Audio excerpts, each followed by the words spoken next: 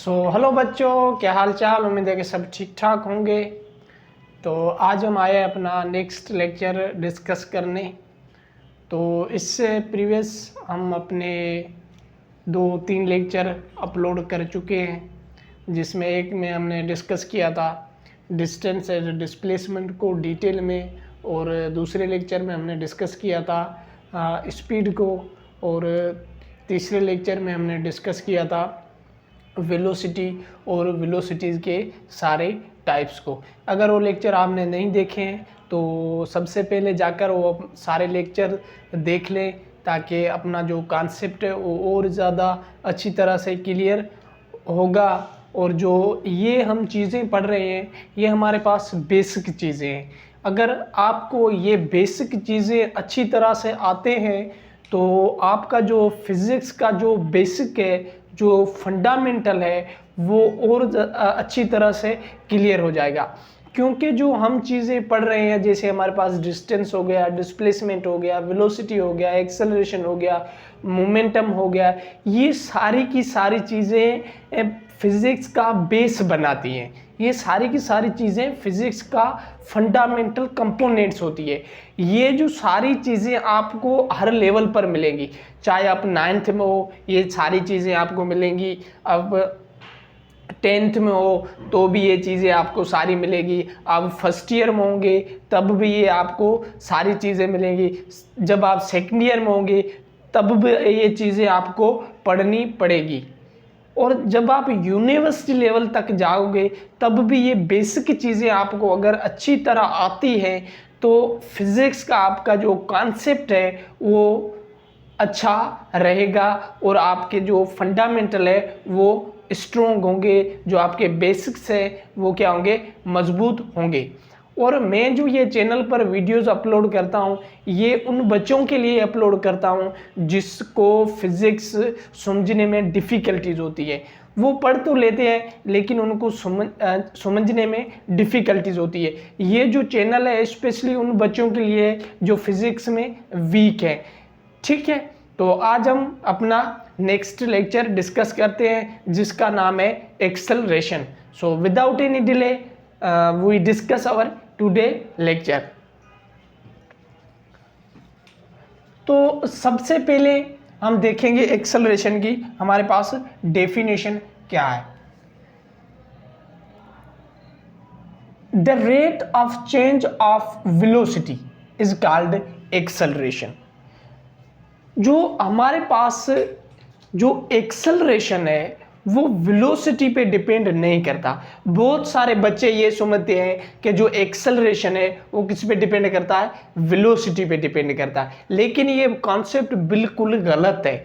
जो acceleration depend करता है वो करता है चेंज इन वेलोसिटी पे। किस पे?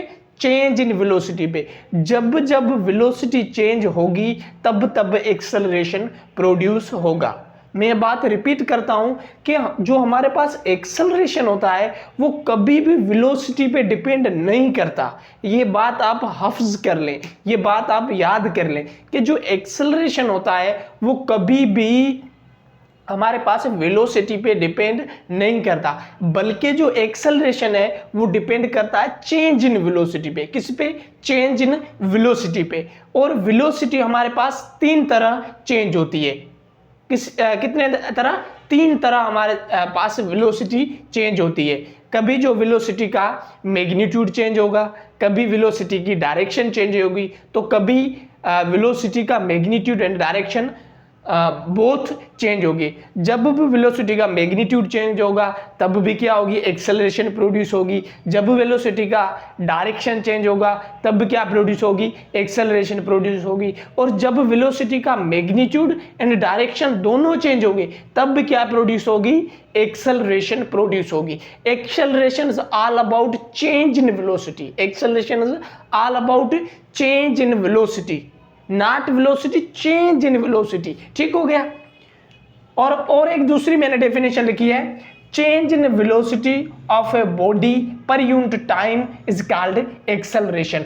अगर टाइम के रिस्पेक्ट से टाइम के अकॉर्डिंग, टाइम के लिहाज से अगर वेलोसिटी में चेंज आता है तो उसको हम क्या बोलेंगे, एक्सेलरेशन बोलेंगे। ठीक हो गया।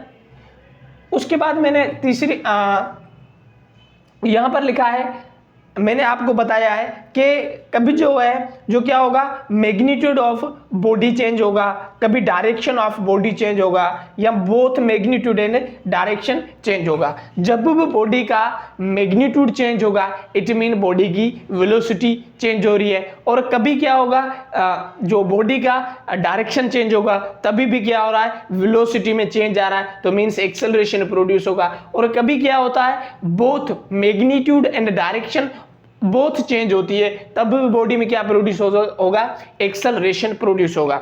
ये बात आपको मैं एक एग्जांपल देकर समझाता हूं। फॉर एग्जांपल, अगर मैं किसी रोड पे कार ड्राइव कर रहा हूं, अगर मैं किसी रोड पे कार ड्राइव कर रहा हूं और मैं देखता हूं जो सामने मेरे पास एक ब्रेकर आ जाता है, क्या आ जाता है, एक ब्रेकर आ जाता है, तो मैं जो कार ड्राइव कर रहा हूं वो कर रहा हूं 15 किलोमीटर पर सेकंड की स्पीड के साथ। ठीक है, तो जब मेरे पास ब्रेकर आएगा तो मैं क्या करूंगा, जो अपनी गाड़ी का ब्रेक दबाऊंगा तो क्या होगा, वहां पर जो मेरे पास एक्सेलरेशन प्रोड्यूस होगी। क्यों? क्योंकि मेरी वेलोसिटी जो है वो क्या हो गई, चेंज हो गई।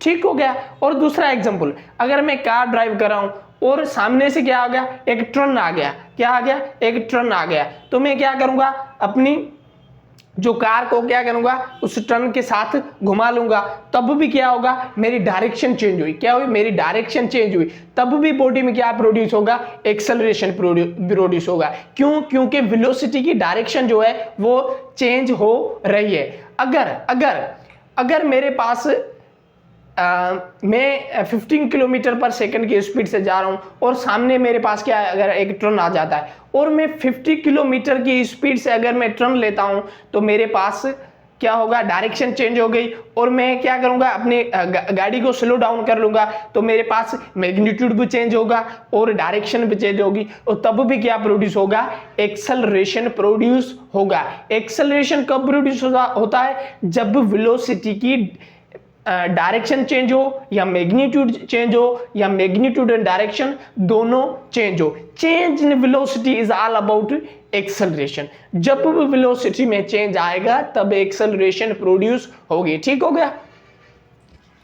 तो मैंने ये तीन ही पॉइंट लिखा है, अगर बॉडी का मैग्नीट्यूड चेंज होगा तब भी हमारे पास क्या होगी, एक्सेलरेशन प्रोड्यूस होगी। अगर बॉडी की डायरेक्शन चेंज होगी तब भी हमारे पास क्या होगा, एक्सेलरेशन प्रोड्यूस होगी। अगर हमारे पास both magnitude and direction change होते हैं तब भी हमारे पास क्या होगी, एक्सेलरेशन प्रोड्यूस होगी। और मैंने ये दो डेफिनेशन लिखी है, इसको आप अच्छी तरह से मेमोराइज कर लें। ठीक हो गया। उसके बाद हम देखते हैं मैथमेटिकली, इसके फार्मूले देखते हैं कि हमारे पास वेलोसिटी के फार्मूले क्या है, एक्सेलरेशन के फार्मूले क्या है। तो acceleration is equal to change in velocity per unit time. अगर बॉडी में टाइम के लिहाज से चेंज आता है तो बॉडी में क्या होगा, एक्सेलरेशन प्रोड्यूस होगा। तो यहां पर हम डेफिनेशन रीड कर लेते हैं। Change in velocity per unit time is called acceleration. क्या डेफिनेशन है, change in velocity per unit time is called acceleration. ठीक हो गया। और एक्सेलरेशन को हम रिप्रेजेंट करते हैं स्मॉल ए से, और इसके ऊपर मैंने एरो लगाया है। क्यों? क्योंकि हमारे पास जो एक्सेलरेशन होती है वो एक वेक्टर क्वांटिटी होती है, इसके पास मैग्नीट्यूड भी होता है और इसके पास डायरेक्शन भी होती है, इसलिए मैंने इस ए के ऊपर क्या लगाया है, एरो लगाया है। और ए इज इक्वल टू, और चेंज को हम किससे शो करते हैं, चेंज को हम डेल्टा शो करते हैं, तो delta we is divided by T. Change in velocity per unit time is called acceleration. और इस फार्मूले को हम इस तरह भी लिख सकते हैं। क्यों? क्योंकि जो हमारे पास वेलोसिटी होती है, जो हमारे पास चेंज इन वेलोसिटी होता है, हमारे पास चेंज इन वेलोसिटी होता है बराबर होता है VF final velocity minus VI initial velocity. ठीक हो गया। तो इस V की जगह मैंने क्या लिखा है, जो इस फार्मूले को मैंने एक्सपेंड करके इस फॉर्म में लिखा है VF माइनस VI, तो हमारे पास किसके बराबर होगा, और सॉरी इसके डिवाइड में क्या आएगा, VF माइनस VI, और इसके डिवाइड में आएगा T, इसके डिवाइड में क्या आएगा, टाइम।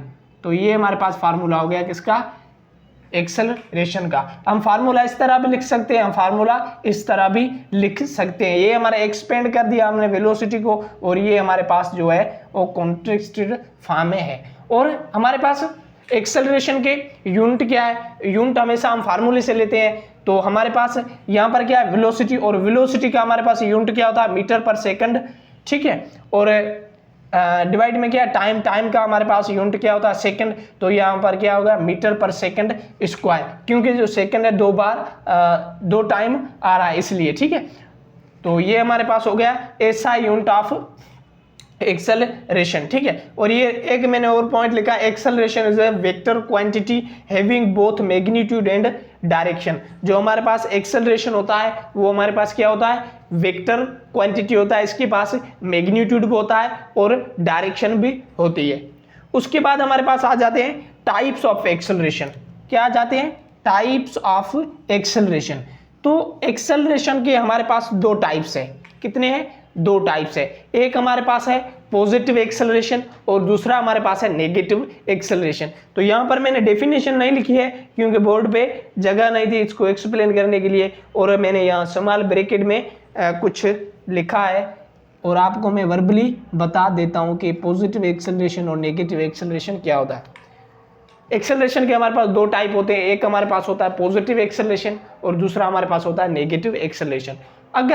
अगर बॉडी की वेलोसिटी इंक्रीज हो रही है, क्या हो रही है, अगर बॉडी की वेलोसिटी इंक्रीज हो रही है और उसमें जो एक्सेलरेशन प्रोड्यूस होगा उसको हम क्या बोलेंगे, उसको हम बोलेंगे पॉजिटिव एक्सेलरेशन। क्या बोलेंगे, positive acceleration.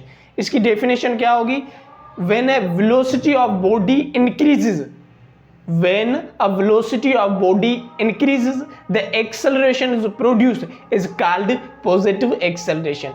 When velocity of body increases then acceleration is produced is called positive acceleration.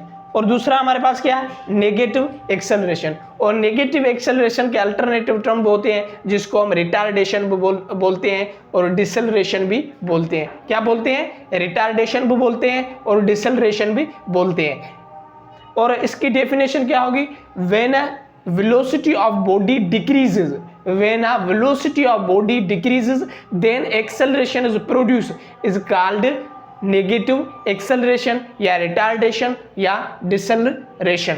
ठीक हो गया। ये हमारे पास 2 टाइप लिखे हुए हैं। यहाँ पर मैंने लिखा है वेलोसिटी इंक्रीजेस, यहाँ पर मैंने लिखा है वेलोसिटी डिक्रीजेस। तो ये हमारे पास हो गए 2 टाइप्स। उसके बाद हम देखते हैं डायरेक्शन ऑफ वेलोसिटी, क्योंकि डायरेक्शन ऑफ एक्सेलरेशन, क्योंकि एक्सेलरेशन हमारे पास वेक्टर क्वांटिटी है। तो ये हमने फार्मूला देख लिया किसका, एक्सेलरेशन का मैग्नीट्यूड फाइंड आउट करने के लिए, और वहां पर मैंने लिखा है डायरेक्शन ऑफ एक्सेलरेशन कि एक्सेलरेशन अगर वेक्टर क्वांटिटी है तो उसके पास मैग्नीट्यूड भी होगा और इसके पास डायरेक्शन भी होगी। और मैग्नीट्यूड का हमने फार्मूला ये लिख लिया है, तो हमारे पास डायरेक्शन ऑफ एक्सेलरेशन क्या होगी। अब हम समझते हैं डायरेक्शन ऑफ एक्सेलरेशन।